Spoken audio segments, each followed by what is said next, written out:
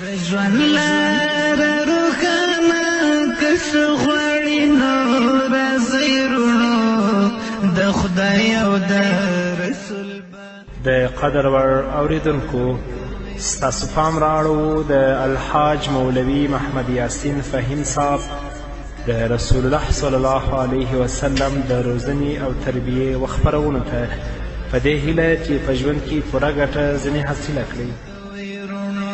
د خدای او د رسول به اطاعت مدام کوئ وروڼو. بسم الله الرحمن الرحيم. الحمد لله رب العالمين حمد الشاكرين.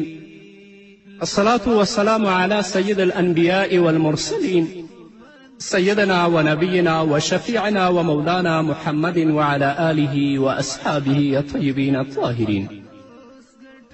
قدرمن اوریدونکو د ژوند د لارې د خپرونې مینوالو السلام علیکم ورحمة الله وبرکاته. ستاسو روغتیا او خوشحالي د پاک رب نه غواړم په دې هیله چې د صحت او عافیت جامې په تن ولرئ او خوشحالي مو په برخه وي. دا دی زه محمد یاسین فهیم د ژوند د لارې د خپرونې په وړاندې کولو کې ستاسو په خدمت کې یم. زموږ د نن ورځې د خپرونې موضوع بیا هم د محمد رسول الله صلی الله علیه وسلم د روزنې طریقې.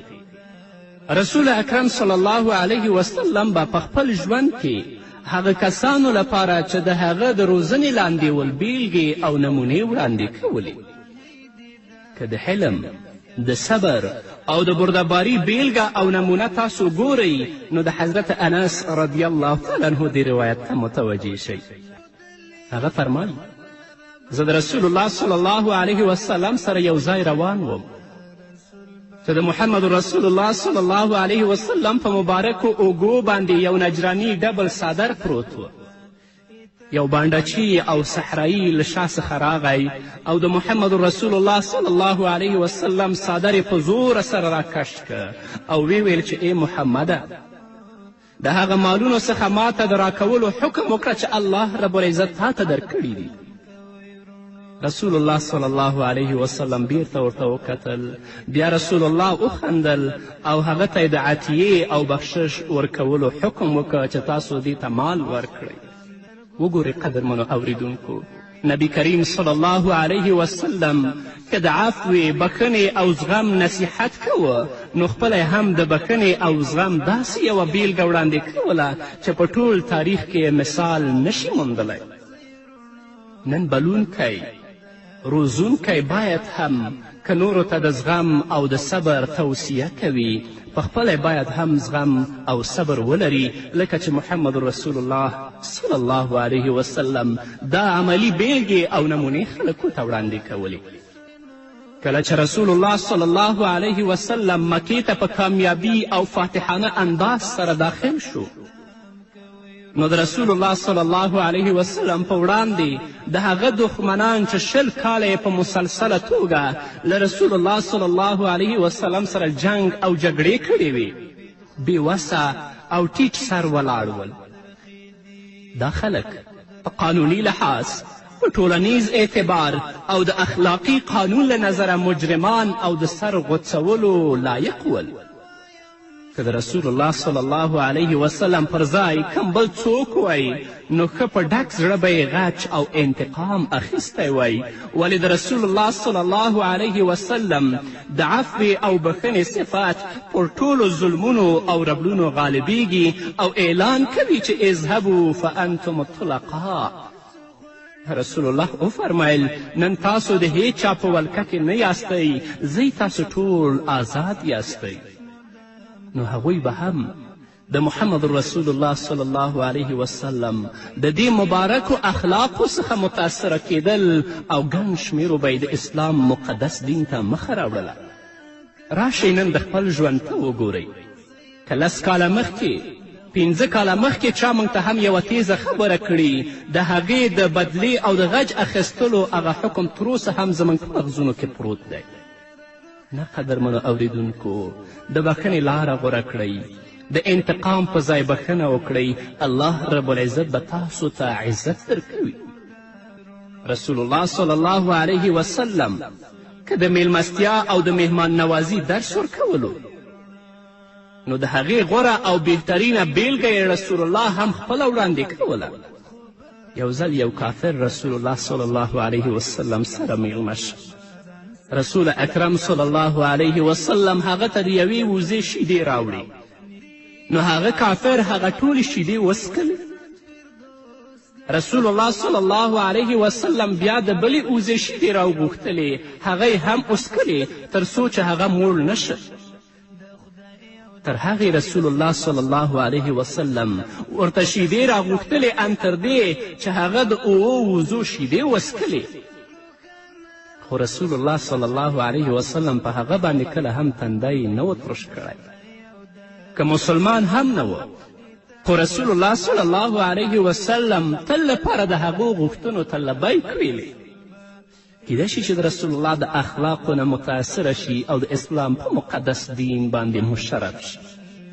رسول الله صلی الله علیه وسلم به په خپل مبارک لاسونو کار کوه او رسول الله صلی الله علیه وسلم په خپل لاس کار کولو ته خلک نه دي هڅولی، بلکې په عملي توګه خپل ټول کارونه په خپل لاس کړي او ښودلي دي. رسول الله صلی الله علیه وسلم به که په کور کې و نو د کور ټول کارونه به پخپله په خپلو مبارکو لاسونو کول. که به د محمد رسول الله صلی الله علیه وسلم جامې او څپلۍ شکېدلې وې نو رسول الله صلی الله علیه وسلم به هغه پخپله ګنډلې. رسول الله صلی الله علیه وسلم به د اوزو او د نورو څارویو شودې پخپله وړشلې. راشئ نن د خپل ژوند ته وګورئ چې د ستاسو رویه، ستاسو اخلاق په خپل کورنۍ کې څنګه دی. د ستاسو برخورد، د ستاسو اخلاق د خپلو ماشومانو سره څنګه دی. که په بهر کې هم چا سره جنګ کړی هلته هم غصه یاستئ، راشئ کور ته په هغه مظلومې ښځې باندې د خپل د غصې نه ډک سطل تش کړئ. دا نه، تاسو کله هم د رسول الله سیرت مطالعه کړئ. رسول الله صلی الله علیه وسلم به که په کومه ناسته او مجلس کې کښېناسته نو په کوم ځانګړي او اوچت ځای کې نه، بلکې د ټولو په وړاندې به د هغوی سره برابر کښېناستلو. که د صحابهو کرامو رضوان الله تعالی اجمعین سره به بهر چیرې وه نو په ټولو کارونو کې به صحابهو سره ونډه اخیستله. کله چې نبوي جماعت آبادېده نو رسول الله صلی الله علیه وسلم هم د نورو سره یو ځای پکې کار کوه. د خندق او کندې ویستلو پر مهال هم پکې په شوق او محبت سره برخه واخیستله. که رسول الله صلی الله علیه وسلم د غریبو او بېوزلو سره د ښه چلند او سلوک تلقین او هڅونه کوله نو پخپله هم د هغوی سره د ښه چلند او سلوک څخه کار اخیستلو. حضرت علی کرم الله وجهه فرمایي چې د نبی کریم صلی الله علیه وسلم د ګرانې لور حضرت فاطمة زهرا رضی الله عنها لاسونه په ډیرو میچنو ګرځولو ټناکې شوي ول. د اوبو څخه د مشک په ډیرو ډکولو او راوړلو یې په مبارکه سینه باندې داغونه لګېدلي ول. نو دا مهال د الله رسول صلی الله علیه وسلم ته څه غلامان او وینځې راوستل شوي. حضرت فاطمة زهرا رضی الله تعالی عنها ترې خپل ځان او خدمت ته یوه وینځه وغوښتله. رسول الله صلی الله علیه وسلم ورته وفرمیل چې لورې، لا تر اوسه د اصحاب صفه د غریبانو او مسکینانو انتظام او خدمت پاتې دی او خپلې مبارکې لور ته یې څه تسبیحات ور وښودل او رخصت یې کړه چې ته 33 واره سبحان الله وایه، 33 واره الحمدلله وایه او 33 واره الله اکبر وایه. الله رب العزت به تا ته ډېر اجرونه درکړي. د رسول الله صلی الله علیه وسلم همدغه عملی کردار و چې د خپلو صحابهو کرامو رضی الله عنهم هر اړخیزه روزنه یې پرې کوله. د رسول الله صلی الله علیه وسلم کردار تر ټولو ستر بلونکی، روزونکی، داعی او مربی و. د رسول الله صلی الله علیه وسلم ذات د ښو عملونو، کړو وړو او ښو اخلاقو سرچینه وه. رسول الله صلی الله علیه وسلم به چې څه هم ویل، څه دلایل به یې ورکول، څه غوښتنه او نیوکه به یې کوله، نو په هغو کې به یې د کردار او عمل د جذابیت او اغیز ستره ونډه او لوی لاس و. له همدې کبله صحابه و کرامو خپل سیرتونه د رسول الله صلی الله علیه وسلم د کردار د سرچینې څخه خړوبول. د رسول الله صلی الله علیه وسلم همدغه لوړ کردار و چې صحابه کرام په رسول الله باندې قربان ول او د سره تیر ول. هغوی به د رسول الله صلی الله علیه وسلم هر قول او وینا د ځان لپاره د سترګو رانجه او نیکبختي ګڼله. کله چې مشرکینو د حضرت زید بن دسنه د وژلو او قتلولو اراده وکړه، نو ابو سفیان د زید بن دسنه رضی الله عنه څخه وپوښتل، ای زیده، الله ګواه او شاهد وګڼه او ووایه چې ته دا خوښوې چې نن دلته ستا پر ځای محمد وی او د هغه سر له تنې څخه قلم او جدا کېدلی او ته مو پریښی وی او خپلو بچو او ماشومانو سره وی. حضرت زید رضی الله عنه ورته ویل، په خدای قسم زه خو دا هم نه غواړم او نه خوښوم چې د محمد صلی الله علیه وسلم په پښو کې د اغزی هم لاړ شي او زه د خوښې او خپلې کورنۍ ته ولاړ شم. د دې خبرې په اورېدلو سره ابو سفیان په لوړ آواز وویل، ما له هیچا سره هم د کوم سړي دومره مینه نه ده لیدلې لکه څومره مینه چې د محمد سره د هغه اصحاب کوي. د رسول الله صلی الله علیه وسلم دغه ښه او لوړ کردار ته په کتو سره هغه څومره په خپلو ملګرو او دوستانو ګران و. د دې اټکل له دې پیښې او واقعې څخه په آساني سره کیدلی شي چې کله د انصارو یوې ښځې ته پرله پسې د احد په جنګ کې د هغې د پلار، د ورور او د خاوند د شهادت خبر ورکول کیږي، نو هغه وایي ما ته د رسول الله احوال راوړئ چې هغه څنګه دی. خلکو ویل هغه روغ او جوړ دی.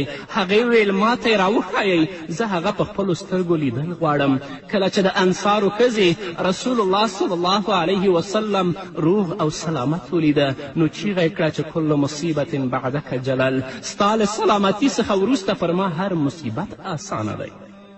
لنډه دا چې قدرمنو اوریدونکو، کله چې د یو انسان خپله کړه او وړه او کردار د هغه د بلنې او دعوت سره سم وي، نو د هغه سره د خلکو د زړه له تله مینه پیدا کیږي او د هغه مینه د کردار جوړونې ستره او لویه فریضه ترسره کوي. نن هم قدرمنو اوریدونکو که د دعوت، تبلیغ، اصلاح او روزنې کارکوونکي او پرمخ وړونکي خلک او ګوندونه خپل کردار د خپل دعوت او بلنې سره سم عیار کړي، نو د هغوی تعقیبونکي او پیرو کاروان به د هغوی د کردار څخه په متاثره کېدو او اغیزمنېدو د خپلو سیرتونو د پاک او معیاري کولو کوشش وکړي. نن نړۍ بیا د یو داسې کس په تمه ده چې د وینا او عمل یا قول او عمل د ورتوالي غوره بیلګه او نمونه وي، د اخلاقو او کردار داسې صافه او شفافه چینه وي په کومه کې چې که بې کرداره خلک هم غوپه ووهي، نو چې د لوړ کردار څښتنان او خاوندان شي. الله رب العزت دې زموږ قول او فعل یو څه کړي تر څو چې د خلکو لپاره موږ بیلګه او نمونه شو. او الله دې موږ ته زموږ په زړونو کې اخلاص او صداقت ته ځای ورکړي او موږ ته دې د هر څه نه مخکې د نیکو اعمالو توفیق راکړي چې وکړی شو د خپلو اوریدونکو او مینوالو ته په ښه وجه باندې خدمت وکړو او هغوی ته دین په واقعي توګه رسولی شو. نور به واورو قدرمن اوریدونکو خود یوې دمې نه وروسته. یو د رسول به اطاعت مدام کوئ رڼا، له بدو به ځان ساتي، بد خو بد بر ملک کری. له بدو به ځان ساتي، بد خو بد بر ملک کری. نیکی دی یو پسل کړي که جنت فردوس ګټئ وروڼو، د خدای او د رسول به اطاعت مدام کوئ وروڼو، د خدای او د رسول به اطاعت مدام کوئ وروڼو. د ژوند لاره روښانه که څه غواړي نو راځئ وروڼو، د خدای او د رسول به اطاعت. قدرمنو اوریدونکو، بیا هم زموږ سلامونه او نیکې هیلې ومنئ.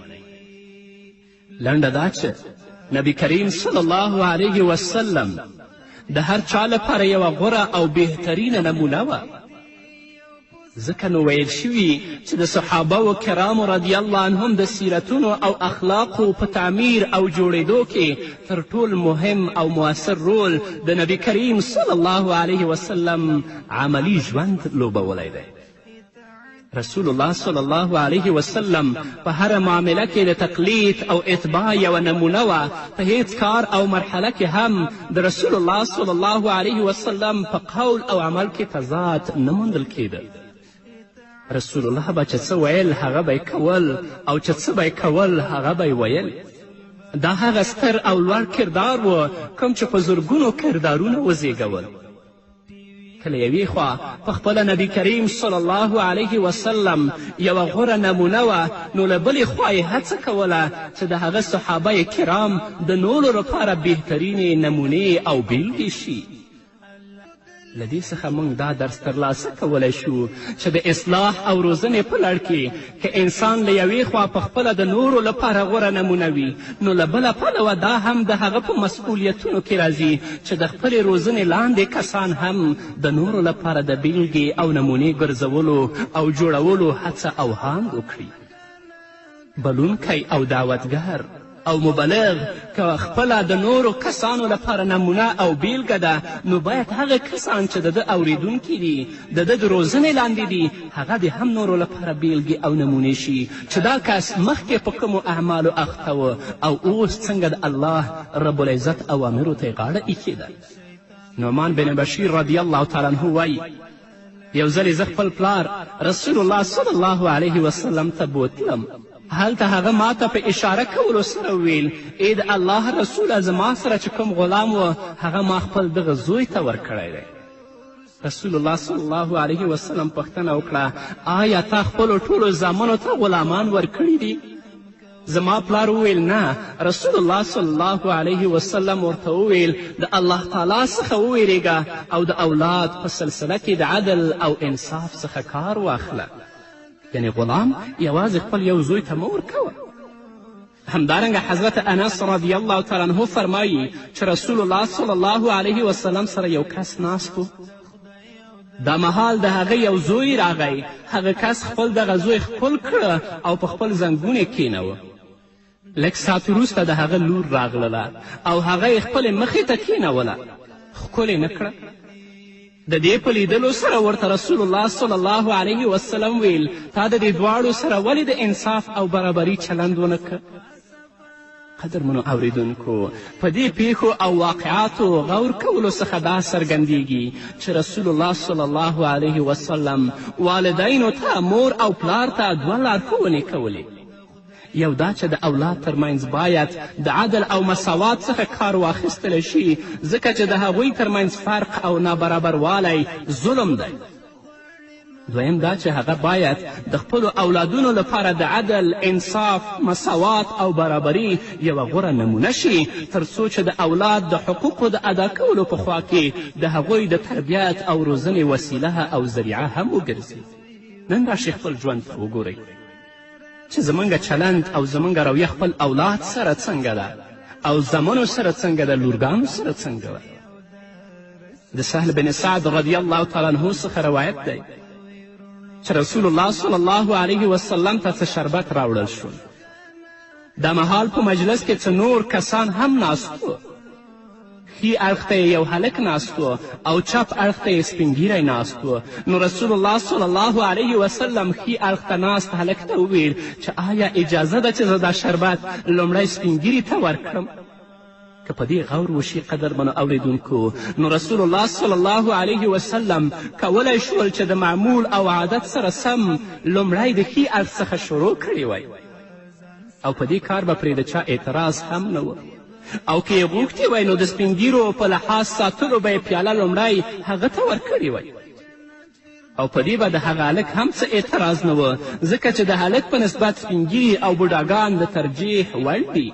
او بله دا چې د ښي اړخ څخه پیلول فرض یا واجب نه، یوازې مستحب کار دی. ولی رسول الله صلی الله علیه وسلم دلته حاضر او ناست خلکو ته د بیلګې او نمونې درس ورکوه. سپینږیرو ته دا درس ورکولو که چیرې د کم عمره هلکانو او ځوانانو سره مخ شوئ نو د خپل ځان څخه په کم عمري او کوچنیوالي هغوی له پامه مه غورځوئ. او هغه هلک ته دا درس ورکول غوښتل چې کله د مشرانو او سپینږیرو سره مخ شوئ نو د استحقاق سربیره هغوی ته پر ځان د ترجیح ورکولو یوه غوره نمونه او بیلګه وړاندې کړئ. اگر که مستحق ته وې چې زما ښي طرف ته ناست وي، خو د استحقاق سربیره هغوی ته پر ځان د ترجیح ورکولو یوه غوره نمونه او بیلګه وړاندې کړئ چې هغوی حق لري چې سپینږیري وي. حضرت عایشه رضی الله عنها فرمایي چې یو کلیوال او صحرایي رسول الله صلی الله علیه وسلم ته راغی او وی ویل تاسو خلک خو خپل بچیان او ماشومان ښکلوئ، موږ یې نه ښکلوو. رسول الله صلی الله علیه وسلم ورته وفرمیل که الله پاک ستاسو له زړونو څخه مینه او محبت ویستلی وي نو په دې کې زه څه کولی شم؟ همدارنګه حضرت ابي هریره رضی الله تعالی عنه د رسول اکرم صلی الله علیه وسلم څخه روایت کوي چې رسول الله صلی الله علیه وسلم د حضرت علی کرم الله وجهه زوی حضرت حسن رضی الله تعالی عنه ښکل کړ. دا مهال اقرع بن حابس هم هلته موجود و. ډېر جلیل القدر صحابي دی. هغه رسول الله صلی الله علیه وسلم ته ویل یا رسول الله زما 10 زامن دي خو ما کله هم هغوی نه دي ښکل کړي. رسول الله صلی الله علیه وسلم اقرع بن حابس ته وکتل او وی فرمیل کوم کس چې رحم نه کوي پر هغه به هم رحم نه کیږي. یعنې په خپلو اولادونو باندې رحم وکړئ، د شفقت غیږ ورته خلاصه کړئ، ښکلې کړئ چې الله په تاسو باندې رحم وکړي. که تاسو په خپلو اولادونو او ماشومانو رحم نه کوئ الله به په تاسو نه کوي. دا دواړه احادیث کله یوې خوا د ماشومانو سره د شفقت او مهرباني سپارښتنه کوي نو له بلې خوا په څرګنده دې ته هم اشاره کوي چې نبي کریم صلی الله علیه وسلم غوښتل چې خلک د خپلو ماشومانو او اولادونو سره د محبت او شفقت څخه په کار اخیستلو د هغوی لپاره بهترینه نمونه شي تر څو بیا د هغوی اولادونه د هغوی پر پل او قدم لاړ شي. نن ورځ ځینې پلرونه شته چې د خپل اولاد په غیږ کې اخیستل او د هغو ښکلول شرم ګڼي. نارینه خو بیا هم څه ناڅه پرېږده د لور ښکلول او د هغې په غیږ کې اخیستل خو ځان لپاره ډېر لوی عار ګڼي او دا ډېر هم په افتخار سره وایي چې توسه ما خپل اولادونه د خپل مور او پلار تر مخه نه دي ښکل کړي. دا جهالت دی. نه، رسول الله وایي چې د خپل اولادونه ښکل کړئ، هغو سره شفقت او محبت وکړئ تر څو چې الله رب العزت په تاسو باندې رحم وکړي. او بل دا چې ستاسو اولادونو لپاره ستاسو عمل یوه بیلګه او نمونه شي چې هغوی هم د خپلو اولادونو سره شفقت او محبت وکړي او هغوی ښکل کړي او هغوی ته سالمه روزنه او تربیت ورکړي. نن ورځ که تا خپل اولاد سره څنګه چلند کوه ستا اولاد به بیا خپلو اولادونو سره داسې کوي او ټول ژوند به په مینه او په محبت کې نه تیریږي بلکې په نفرت او په کرکه کې به د هغو ژوند تیریږي. نه راشئ قدرمنو اوریدونکو رواجونه او دودونه پرېږدئ. د رسول الله صلی الله علیه وسلم د روزنې طریقې مطالعه کړئ چې هغه مبارک د خپل ژوند څنګه تیر کړی دی. که د رسول الله صلی الله علیه وسلم مبارک سیرت ته موږ وګورو او د رسول الله د روزنې طریقې په خپل ژوند کې عملي کړو کله به هم ناکامي سره نه مخ کیږو. خو نن ورځ زموږ ټول کړه او وړه په دود او رواج باندې ولاړ دي. شریعت او دین ته دومره ترجیح نه ورکوو چې د خپل رواجونو ته یې ورکوو او هغو ته هم د مذهب او د دین رنګ ورکړی دی. الله دې موږ ته توفیق راکړي چې د رسول الله صلی الله علیه وسلم د سیرت او د هغه د طریقو پابند شو. په همدې هیله نو قدرمنو اوریدونکو دا وه زموږ د نن ورځې خپرونه چې ستاسو درانه حضور ته وړاندې شوه. تر بلې خپرونې پورې چې زه بیا هم ستاسو درانه حضور ته راځم تاسو ټول په پاک رب سپارم. پاتې ژوند م نیکمرغه، ښاد، بریالي او کامیابه اوسئ.